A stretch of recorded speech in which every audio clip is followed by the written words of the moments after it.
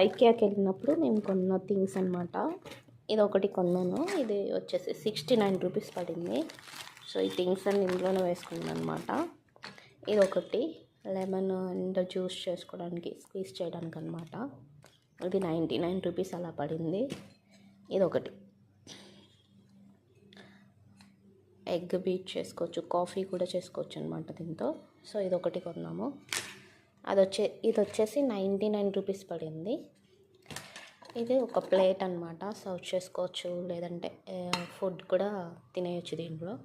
So ఇది వచ్చేసి price నాకు 149 రూపీస్ పడింది. దీని మీద ప్రైస్ లేదు, ఇది 149 రూపీస్ పడింది. సో ఇంతకుముందు నా దగ్గర ప్లేట్ ఉండేదన్నమాట ఇలాంటిది. సో అది పగిలిపోయింది. సో దీనికోసం అని వెళ్ళానమాట మెయిన్గా నేను. ఇది వచ్చేసి 69 రూపీస్ అలా పడిందనమాట. సో 2 తీసుకున్నాను.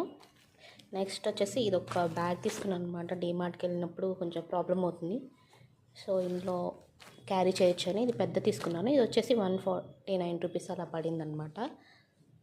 సో నెక్స్ట్ వచ్చేసి నాప్కిన్స్. సో నేను ఆఫీస్కి వెళ్ళేటప్పుడు ఆఫీస్ బ్యాగ్లో ఒకటి వేసుకొని వెళ్తాను అనమాట. సో అయిపోయినాయి. సో అందుకే 2 ప్యాకెట్స్ తెచ్చుకున్నాను, మళ్ళీ ఎప్పుడు వెళ్తానో ఏమో అనేసి.